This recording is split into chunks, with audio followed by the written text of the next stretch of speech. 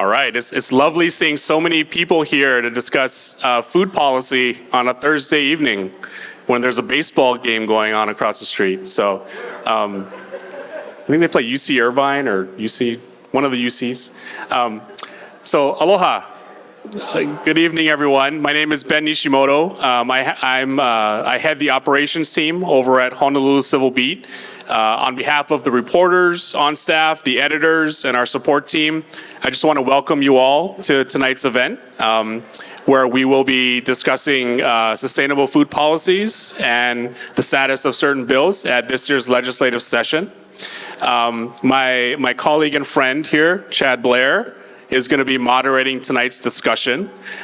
Before I kick it over to him to begin the night, I did want to thank a few of our partners and funders, so bear with me as I sort of read through this. So tonight's event, if this is your first time at a Food and Ag Event Series event put on by Civil Beat, we actually partner with these events with the Hawaii Institute for Sustainable Food Systems at the University of Hawaii, West Oahu. So that Albie Miles, the professor in charge, is not here tonight, but he is an integral member of the planning team. So we thank him. There's also the UH Better Tomorrow Speaker Series, represented here by Robert Perkinson, and his team of students helping out as well.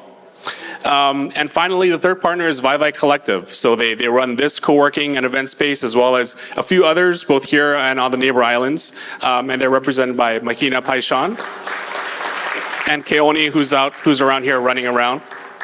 Funders for this project include the Kellogg Foundation, the Hawaii Community Foundation, Kamehameha Schools, the Stupski Foundation, the Frost Family Foundation, and the Ulupono Fund. So they fund parts of our reporting as well as our engagement activities, so we just want to thank them. So tonight's discussion is going to be an hour long. Unfortunately, like some of our past events, we're not going to be having a follow-up community discussion after tonight's event. Unfortunately, Mahina, our moderator, could not make it tonight.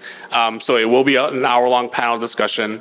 But certainly, we invite you folks to continue the discussion, whether it's here, where there's after the event, or in social circles, about the very important issues that Civil Beat covers, but also what you'll hear from our panelists tonight. The bathrooms are over there in the corner, so just a few housekeeping items. Parking, the first 2 hours are free, so if you came in after 5, we're going to end this event a little before 7. So you'll be able, if you parked here, it'll give you time to head out. All right. Thank you so much for coming for tonight's event. I will kick it over to Chad to introduce our panelists. Thanks again. Thank you, Ben. Well, it's so nice to see so many people that I know, and I'm glad to see UH is represented here. I'm a UH grad, American Studies. That's your department, is it not? Yeah. And it's great to be here. I'm old enough to remember, was this First Hawaiian Bank or Bank of First Hawaiian Bank? I can remember that. And I remember when there was a theater next door, or was it over there? I can't remember. It was there, okay. They always have the art house films here, but it's amazing to see what they've done with this place, and it's a real treat to be here. The last time I was in this space, if I remember correctly, Josh Green was sitting there, Duke Iona, well, he might have been sitting here, I don't remember, and then Blaze Level and I, it was a debate for the election. That seems like a lifetime ago. Is it just 2 years ago? Is that right? Anyway, it's a nice spot to be in tonight. I do want to thank Ashley Ong and Thomas Heaton for helping to set this up. They couldn't be here tonight, but they did a lot of legwork to get this underway. And I do also want to say that Amy, correct me if I'm wrong, but we're at would you say it's the 2/3 of the way mark at the legislature? Yeah, so just 1 month left. May 3rd is the final day. A lot of stuff going on. We just heard from, money's been what everybody's been talking about. And of course, money factors into what we're going to talk about tonight. At least according to Senator Donovan Dela Cruz on Wednesday, it looks like the budget's moving through, but he's made some changes. And certainly there's going to be, I'm sure, a lot of discussion during conference committee.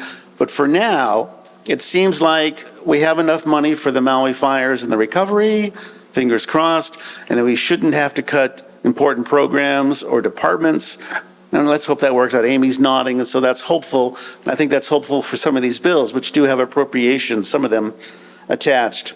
Then the other thing I would say is that Albie Miles, who we mentioned earlier, actually forwarded some questions earlier. So we are going to draw from his list. If we have time, we'll try and break a little early so that you can come up and say hello to our guest. But let's just get started. First, Daniela Spoto is the Director of Food Equity at Hawaii Appleseed Center for Law and Economic Justice. She is on my far left. And then Representative Amy Perusso, House District 46, which is Wahiwa. You got your own. Out to Kaena Point. Thank you. What? It goes that far? Oh my gosh, it's a beautiful district. I think it's Donovan Dela Cruz's district, more or less. Part of it. Part of it, okay. Okay. She is chair of the Committee on Higher Education and Technology in the House, and she also sits on the, appropriately, Agriculture and Food Systems Committee. So I've asked, I think Amy will go first, followed by Daniela, to speak a little bit about what food sustainability means to them, particularly in the context of living here in Hawaii. And without further ado, Amy, if you don't mind going first. We're going to switch the order. And Daniela. Oh, surprise. Daniela's going to begin. Surprise, you get to hear from me first. Can everybody hear me? How's the sound? Yeah? I like it. Okay, thank you for that feedback. Thank you, Chad, for that introduction. To reiterate, my name is Daniela Spoto. I'm the Director of Food Equity at Hawaii Appleseed Center for Economic Justice. Our organization does all kinds of work around making sure people have access to the basic needs. I do all food access. But prior to my role there, I was actually at the State Department of Health, overseeing a program called SNAP Ed, which basically provides funding for communities to do nutrition education for SNAP users, those who use food stamps. And I've been involved in different types of food system conversations going back in Hawaii for about probably going on 16, 17 years now. So one of the things that I bring, even though most of my expertise is in food and nutrition policy and the food access side of things, sort of like a long arc of the history of these conversations in Hawaii and how we used to be able to have all of these conversations under one roof because there were so few people working on things. So we'd have people talking about pesticides and climate change and food access and taxes all in the same room. Very rarely do we get to have those conversations anymore. So I'm excited to come back into a space where we get to really have a comprehensive conversation about what is a fully integrated sustainable food policy look like for the state of Hawaii. And I think we'll get a chance to dig into that a little bit more, but talking about some specific policies that are going through the legislature that really do get at that bottom line. How do we define that bottom line? How do we make sure that we all have the same vision when we're talking about that and they're not creating policies that have unintended consequences? So these are some of the things that I'd like to talk about. And, I know that there's people that have, in Hawaii, myself included, that have been advocating for really a broad scale conversation so that we're not creating policies that are at odds with each other. So there, have been efforts for the past several sessions to get something passed so that the Department of Agriculture or maybe another office could house a sustainable food policy working group or a food policy council, which there's been iterations of in the past. So happy to continue to see that if that conversation is of interest and move that forward as well. So thank you so much. Thank you. Aloha mai kākou. Thank you everyone for being here. It's such an honor to be part of this conversation. I feel like agriculture and farming and ranching and food sustainability has been part of my life always. I grew up in 4-H and FFA. And I intended to be a veterinarian and somehow got sidetracked into Chinese politics. And now I represent a district that is very much connected to our agricultural past and future. And it's really important for me that there is this community of people who have been working on food systems and sustainability and aina aloha and taking care of our vai and all of these different components of the work that is necessary to feed ourselves, to sustain ourselves here in Hawaii. And I think that for me, when we talk about what food sustainability means to us, for me, it means Here, it means decolonization, it means re-indigenization of our food systems, and really thinking about what it looks like for us to be able to feed ourselves in ways that are healthy, nutritious, and community grounded, so culturally sustaining. And I think that my work in the legislature, I've really just been following community, and that's why I'm so grateful for the work that's being done. The legislature can be a hard place for change making. And I think that for us to recognize that, but then still to continue with the community work, with the advocacy, with the visioning, and with the advocacy, I think that these kinds of conversations, not just in this setting, but in the Lo'i, at the farmers market, in all kinds of spaces, it's really important. And I come from a background in school. So Daniela and I first started working together on Farm to School. And I think that was really the first political or policy issue that brought me into this work. And I think that work has been hard. It's been sticky. We're not seeing rapid change, but we are seeing some shifts, and I'm hoping that we'll be able to talk about some of the obstacles this evening, but also some of the progress that we're seeing. And I think that sometimes it's really hard, especially I think in the building that I work in, it's hard to see change that's happening over time in policy. And so I think I'm really grateful that we're having this conversation tonight so that we can highlight those, elevate those sources of change, and to lift them up and to connect them all together. So thank you for this opportunity.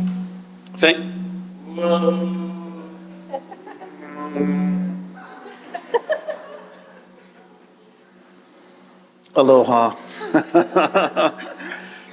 I wonder if both of you, or you mentioned in particular Farm to School, and you've been involved for a long time.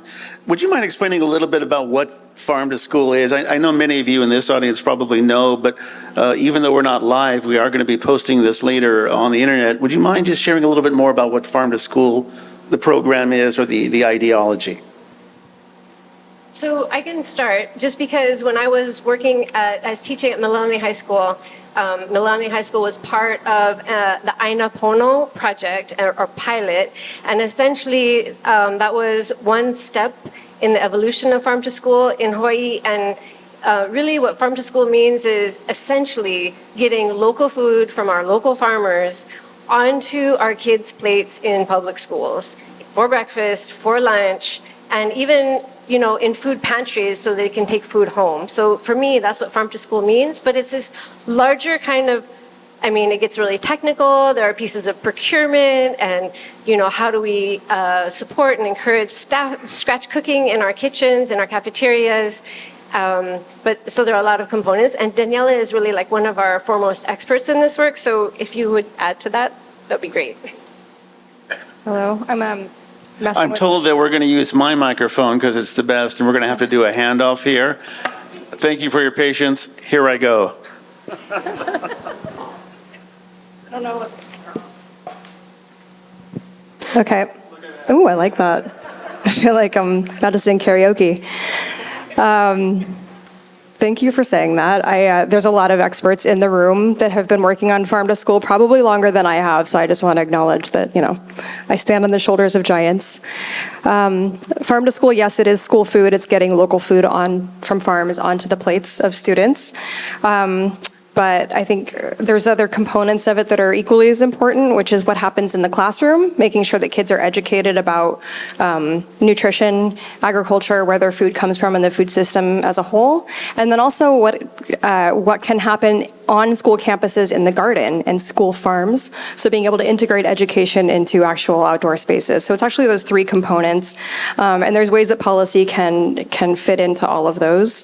I think the most exciting one that people mostly latch onto, at least here in Hawaii, because it is the biggest lever as far as being able to make change, or I think it's it seems in a lot of people's minds like the biggest lever is getting more local food onto the plates of students. So that has taken up a lot of the airspace in the Capitol with the 30% by 2030 goal that the Department of Education is required to meet.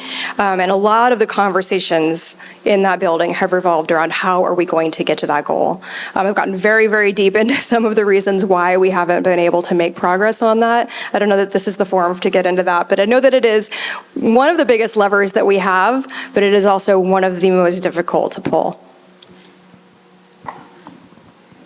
Thank you very much. And before we get to some of the questions that we formed earlier, and we talked on Zoom, so it's not going to. I'm not going to try and shock anybody or catch them off guard. We definitely want to be of like mind, but I do want to throw out some ideas here, and one of them is, what has changed? You were mentioning you've been in this business for a while now, and you don't always see people like this getting together, and you're starting to see that, but it's difficult. And this is really to both of you. What has changed for the good, for the better, over the last number of years? And I'm sure it's not just getting Whole Foods here, or I think we've lost Kokua. Didn't we just lose Kokua, which is really unfortunate? They were right over there, and then they moved. But what do you think is making people change and start to pay attention to things like this? And I'll give the mic back to you, and then Amy, the food sustainability and so forth. One of my favorite examples of how we can see change, positive change in the food system, is that there didn't used to be gardens in schools. That was not a thing when I was growing up, or even when I first moved here in 2006. And now, or last I checked, I'm not sure what their most recent data said, but 85% of public schools have gardens that are used for education, so that students are actually able to get their hands in the soil and to learn and to taste the things that they grow. So that's positive change. I think the fact that my kids got to taste, lettuce when they were in kindergarten on the plates, and they came home and they were like, "Can I make this carrot salad thing?" I was like, "That's great." The other thing, maybe a more recent example, when I first started working in this space, very few farmers markets accepted SNAP. Now almost all of them do. I think the farm to table movement, when it first started, maybe back in the 90s, was very focused on like a wealthy elite, the full Whole Foods shoppers, the farm to table restaurants. And the conversation has really shifted in a way towards equity that I think is big progress. So, talking about how do we get more local food on the plates of SNAP users, how do we incorporate Native Hawaiian values into all of the work that we're doing and give special consideration to people that don't have access to the means to access all of that healthy local food. So using government programs as a lever to get local food onto the plates of local people has been a big movement. I think the biggest thing that's changed, as far as I'm concerned, is that we're having the conversation. Because I think that prior to COVID, I was not able to have this conversation wherever I went with whoever I wanted to talk to. And now I feel like this is a grounding conversation for all of us. And it's a conversation that people move into quite easily and have a great deal of knowledge about, and have identified sources of food in their community. And also they've identified distortions and contradictions in the food system. And I think that just identifying those contradictions, those issues, and those sources of what I would actually call social oppression, economic oppression, that originate and are reproduced within the food systems, I think that's really critical to making change. And I don't think we had that kind of clarity, at least I wasn't able to have those kinds of conversations prior to COVID. So for me, it was really COVID that was pivotal in changing that. You bring up COVID, and I could easily ask a lot more questions about that, but I will save it for later. The first question that we had from Albie is, he wanted to know what happened this year that led to so many good food policies dying at the legislature. There is some good news. There are a number of bills that are still alive, although these next 2 weeks are critical, but several have died. And if it's okay with you, I think I'll just go over a couple of them that have died, and maybe you could talk a little bit about it. Here, Amy has a little bit of advantage because she's a lawmaker, but I've seen Danielle down at the Capitol lobbying as well. And the first one I want to bring up is a bill that would have required quarterly rather than annual reporting of all use of restricted use pesticides. It died, had a lot of support from groups like the Hawaii Alliance for Progressive Action, Hawaii Farmers Union United, Greener Hawaii. It was opposed, however, by the Department of Agriculture, the Hawaii Pest Control Association, I'm guessing that's a lobbying group, the Hawaii Farm Bureau, and the National Pest Management Association. What happened to that bill? It seems like a pretty good thing. Tell us when you're using restricted use pesticides. So that was actually a companion to a bill that I introduced, and we've been introducing a slew of bills surrounding pesticides and restriction of their uses, and then also the creation of buffer zones and widening the existing buffer zones for a number of years now. And I think the opposition from the Department of Agriculture is actually, I think, originates from their lack of resources. So we've been starving the Department of Agriculture. That's ironic. Right, that is actually ironic. And so that opposition is understandable, but I think that this is what I mean by a shift in the terrain. So the reason we're having this particular conversation is that the data that HAPA was able to finally analyze that came out of previous legislation shows that my district in particular and other parts of central Oahu are particularly heavily impacted by extraordinary overuse of pesticides by about 5 bad actors. And so what we're really trying to do is go after those folks and really create laws that hold them accountable. So I am optimistic, actually, about the future of this legislation, because I think that as the community becomes more aware of the health impacts of these RUPs, then we're going to start to see more outcry. And the data analysis is so new. HAPA has only just started doing community meetings, sharing the analysis and really kind of raising awareness. But I think as folks start to better understand it, we're going to have much more of a growing, widening movement around it. So pesticides are not my area of expertise, but I do know this has been a conversation for a very long time, going back to 2009, 2010, when Kauai had the uprising, and they managed to get a lot of the large agribusiness corporations out. I kind of want to couch the pesticide conversation in the larger sustainable food policy conversation, because it's a values issue. And I talked earlier about how the conversation, I'd like to believe, is shifting more towards equity, and how we need to be very intentional about acknowledging who's benefiting from these policies. So one of the things that comes up often when it comes to pesticides and hurting large agribusinesses, we're hurting employees of these organizations. We're taking jobs away from these rural communities. And they go in, these lobbyists and information campaigns, and they divide the community in this way. So one of the things that I like to include in my definition of a sustainable food policy, to use the title of this forum, is it good for everyone long term? And it is especially good for those that don't have a voice. And is it creating livelihoods that are sustainable for the community? Is working for a large agribusiness corporation the jobs that this community want? Or would they prefer maybe to have a different job? So those are the kinds of rhetorical questions that I think have come a really long way and shifting the conversation. And I'm glad to hear that they're still happening.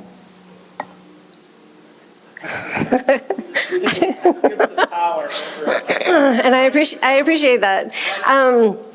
I just want to add to that the conversation about pesticides, as Daniela so appropriately mentioned, is not just about pesticides. It's about land use, land ownership, land control. And when I think about the thousands of acres of really valuable, really important land, for example, on Kauai and in central Oahu, that are controlled by organizations like ADC and leased out. ADC is Agriculture Development Corporation, but leased out to seed companies. And so these seed companies, really what they're doing is they're investing in the development of pesticides. And And they're imposing their corporate model on us at our expense and at the expense of that land and the water and those communities. So when we talk about pesticides or like one singular bill, it's just a marker from a much larger conversation. I want people to understand, like, you know, we're really challenging, when we introduce this singular bill, we're really challenging all of that. Because if we can change that, we can move that piece, then we can move a lot of the other components, and we can challenge the control of those folks over those lands. And we can, so I have a former student in here who wants to do farming, you know, but these young farmers, they need access to land, they need support, they need, you know, a lot of wraparound support. But mostly they need access to land. And we need to put families back on their lands. So this whole conversation, it sounds like it's just like SB 3316, but no, it's everything.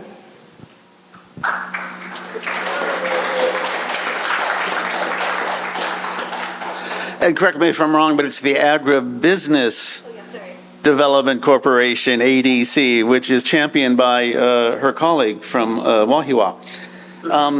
You're right about the numbers, and I don't want to dwell too much on these, but here's another one, and I know SNAP is something that you're more familiar with than I am. This bill died as well. It would have expanded eligibility for SNAP, food stamps, to include anyone or household whose monthly income is equal to or less than 300% of the federal poverty level. It was supported by the Working Families Legislative Caucus. Are you part of that caucus? And here's the one that got me. The Catholic Charities Hawaii supported it. Quote, "This bill could be life-changing for many working families in Hawaii. The bill is dead." I'll turn this over to you.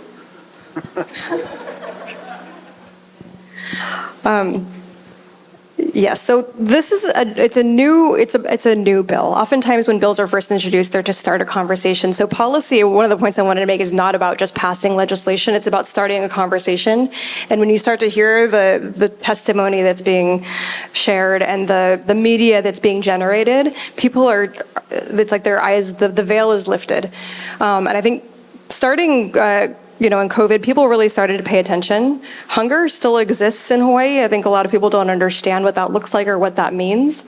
But the eligibility threshold to be able to access food stamps, SNAP, is around $64,000 a year for a family of four. A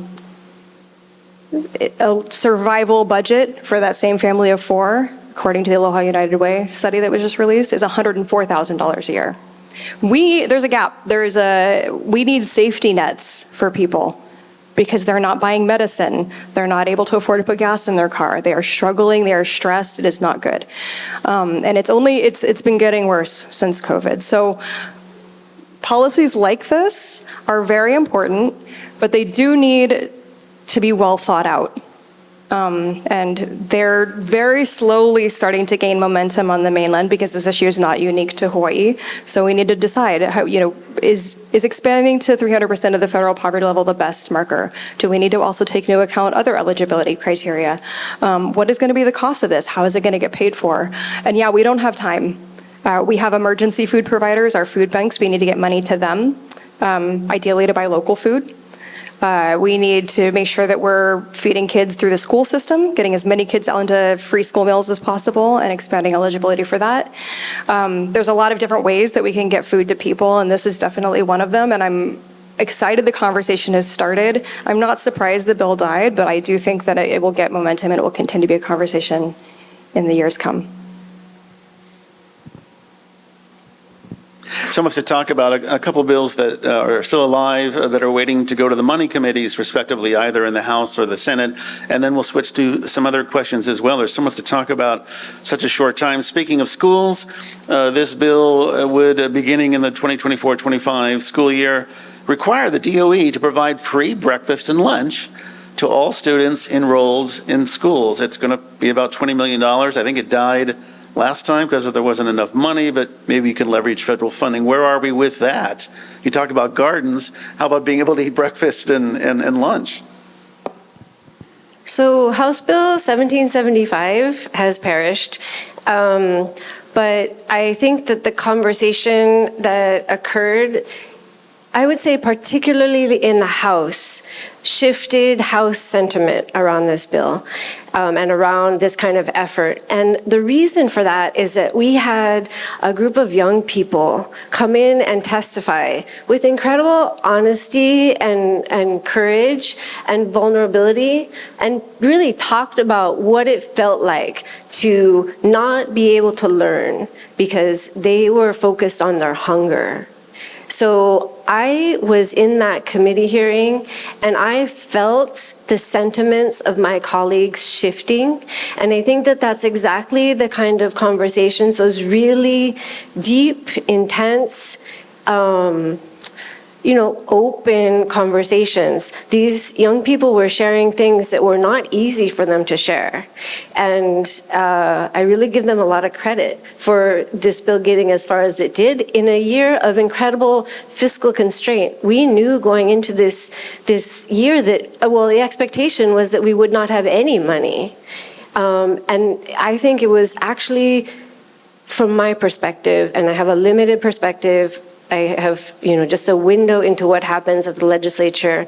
But for me, that's when the conversations felt like they really started to shift in the building, where we started to talk about, what matters, And so that was, I think that even though it technically died, I think that the concept is very much alive. Is the Senate companion alive? No, It's dead too. it is, to my knowledge. Okay, Danielle? I have nothing to add. Okay, good. Maybe I can get to this question next. When you were talking about that higher level, can you describe what would be an integrated approach to state food policy and what's needed to bring that integrated approach? Thanks. Yeah, I kind of alluded to this in my opening remarks, so I want to make sure that I don't repeat myself. There's been a lot of efforts to frame things, this large conversation about food systems, and it can be really hard to make sure that you're not having a conversation over here that's at odds with the conversation that's over here. I think some of those efforts can get, complicated, and it can be, maybe not everybody wants to get really deep into the weeds and how do we frame this up in a way that we can tackle it piece by piece. And I think I mentioned in my opening remarks, but does an initiative, the goal, the litmus test, does it improve public health, or at least not be detrimental to public health? Does it regenerate the land, ideally? And does it create livelihoods for people that they want? And I think overarching all of that, does it place special consideration to Native Hawaiians and to people in rural communities, people who don't have a voice? So that should be underlying the whole conversation. I think if we're going to have a values conversation, then a vision conversation, and oftentimes an integrated food policy can say, okay, but we need to include business and we need to include large landowners, and yes, they're important to the conversation, but we have to make sure the values are the same.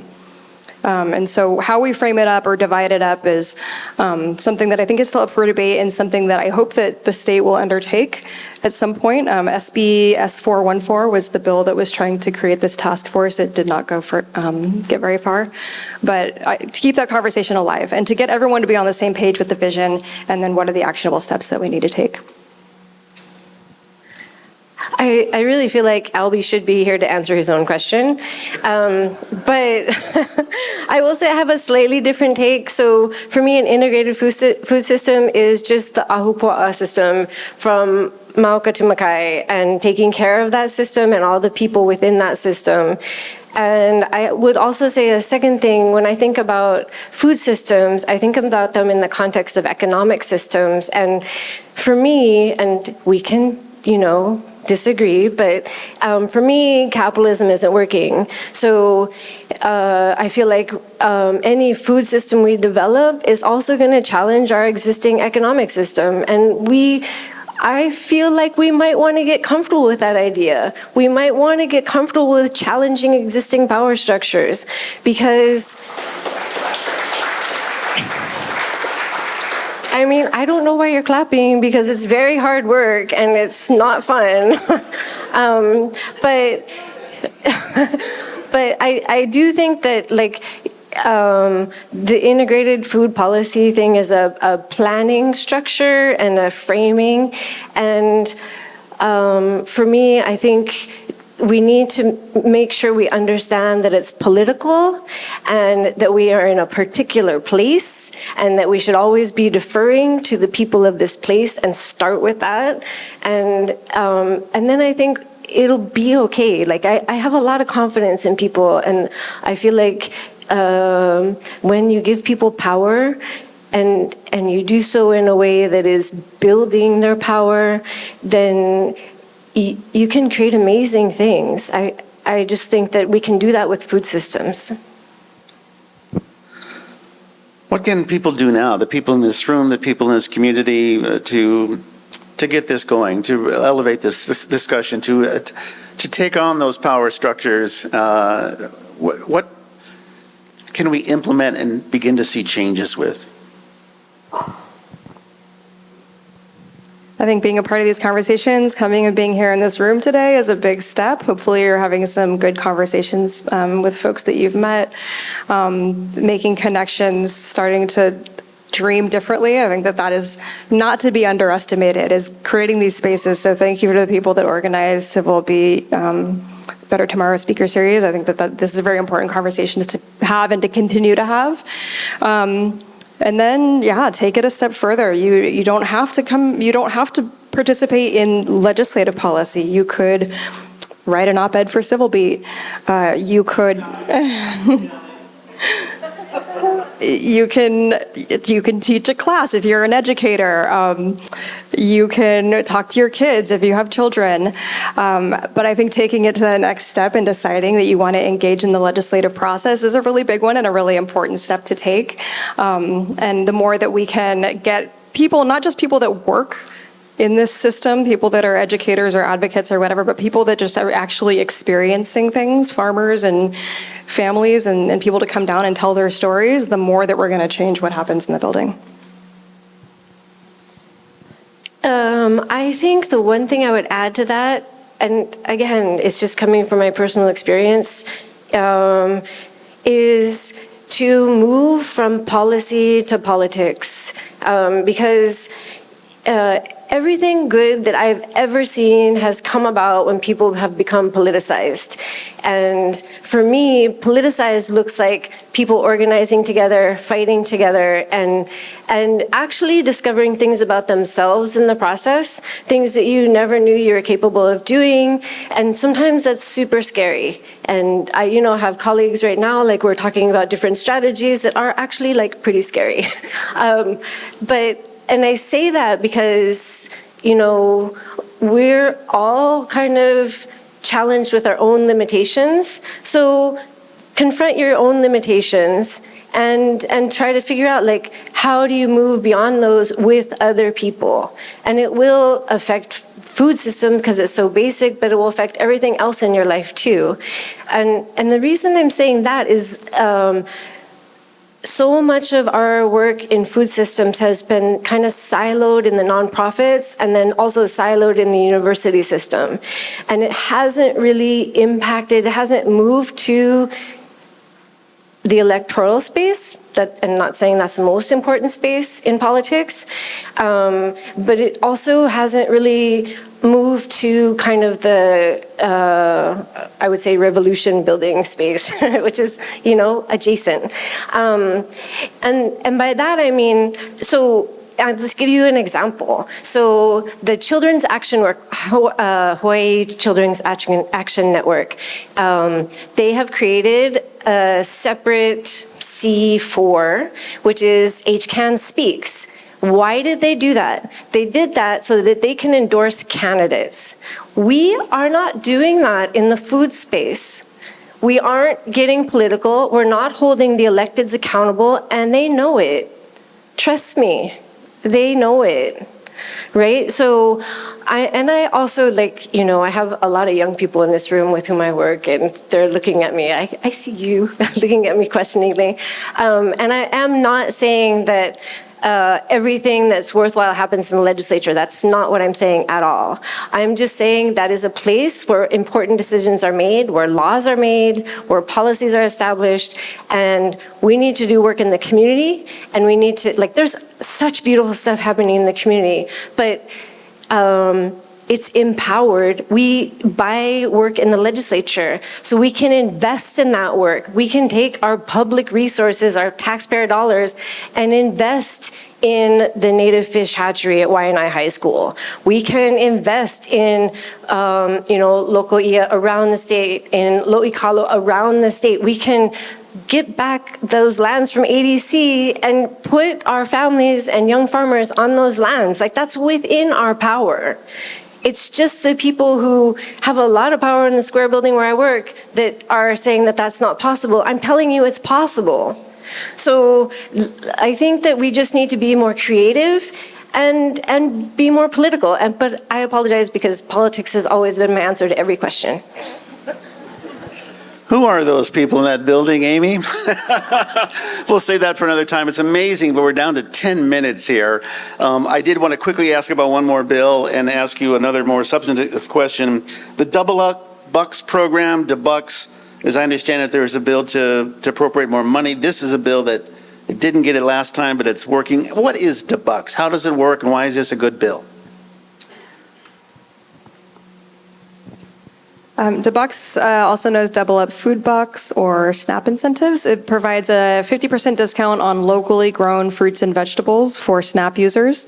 Right now it's available in select grocery stores around the state, Times supermarkets, KTA, and farmers markets, and several food hubs.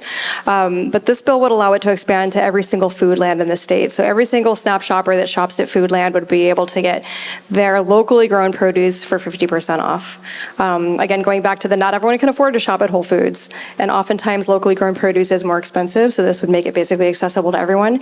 Everyone loves this program. Farmers love it because it's supporting their sales. I think the last statistic was 530% increase in sales at food hubs of local produce.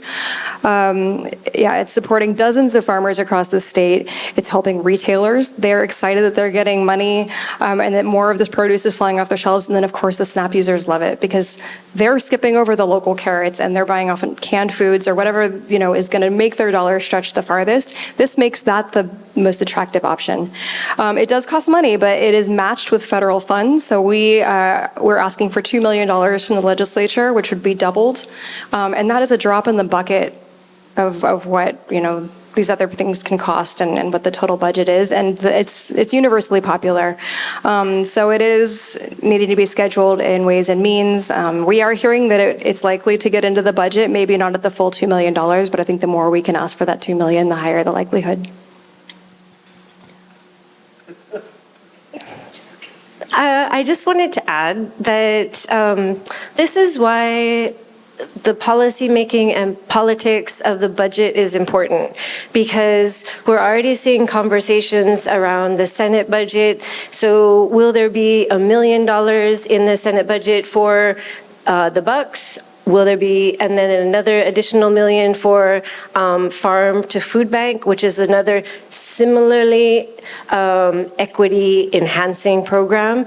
And I think that this is what's going to happen with the budget will be the result, the outcome of negotiations, and how those negotiations work oftentimes depends on how much public pressure is expressed on these issues. So if there's public outcry, public support for the Bucks, for Farm to Food Bank, which we know are two amazing programs to get fresh food from our local farmers onto the plates of our local families who are struggling, then we should be talking about those. But we can only talk about it if we're knowledgeable about it, if we understand that's a point of contention. That's what one of the things they're negotiating about with the budget. So that's why what happens in that building is important sometimes. It's also sometimes infuriating, but that's another topic for another day. We're down to 5 minutes here. I want to give each of our guests a chance to say if there's something that you haven't been able to say, an important point that you want to stress. And then to close, I'll bring Ben Nishimoto back up for a couple of brief remarks. Danielle? Just that your stories are important. The personal stories at the legislature are often the ones that everyone drops everything to pay attention to. So even if all you can do is submit a couple of sentences online, those are the ones that I scroll the end and I read those. Those are the ones that I think are the most compelling. So even if you don't think you're an expert in a particular issue, if you're passionate about it and you speak from the heart, it's going to go far.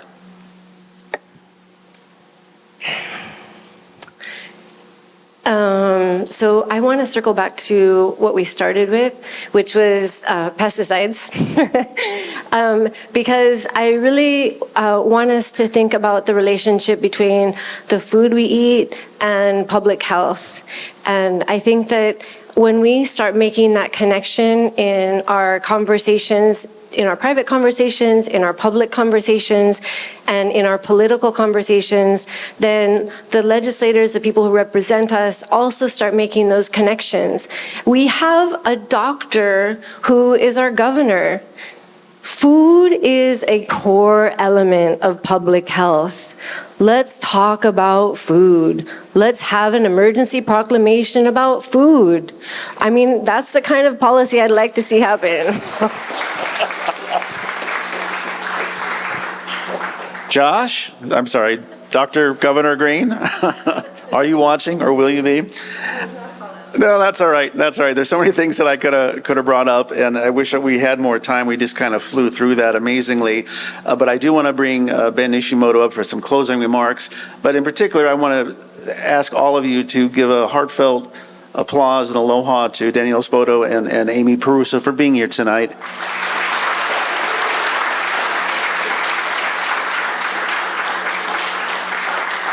And here he comes, the man of the hour, Ben Nishimoto. Thanks you, and thanks to you, Chad, for moderating. Thanks again. I didn't do anything. I just sat there and listened is what I did. Thanks again to Rep. Perusso and Daniela. Thank you so much. We at Civil Beat, we have a full-time food security reporter. His name is Thomas Heaton. Unfortunately, he wasn't able to be here tonight, but you can catch all of his reporting on our website. All of our stories are free to read. Chad is the guru here on legislative affairs and what's going on, especially over the next couple of months. So we hope that you'll use our reporting to inform your discussions as you go back to your communities and talk more about these important issues. A few things. So you folks will receive a recording of tonight's event. And before we go, I just wanted to thank a few more folks. So our operations team here in the Civil Beach shirts, we're a little short-staffed tonight, but I wanted to thank them so much for all of their work in putting this event together. A lot of them are in the back there.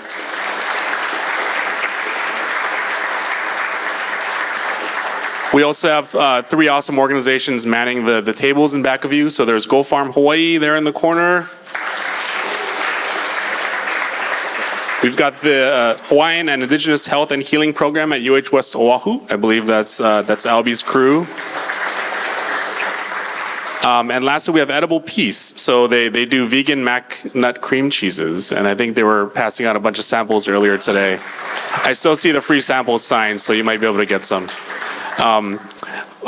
Mahalo nui loa to Chef Tammy here in the corner. I hope you all have had the chance to try the Aina Momona bowls. The luau stew is amazing. It's fantastic. So thank you so much for helping us out tonight. And Ulu and Kalo Bakery on this side over here. For your banana and ulu bread samples. Just a little something, it's a low admission fee for these events. We want to make sure you folks are fed because we are talking about food here. So again, on behalf of the panelists, Chad, our staff at Civil Beat, thank you so much for coming. Stay tuned for more events like this, and mahalo again. Thank you.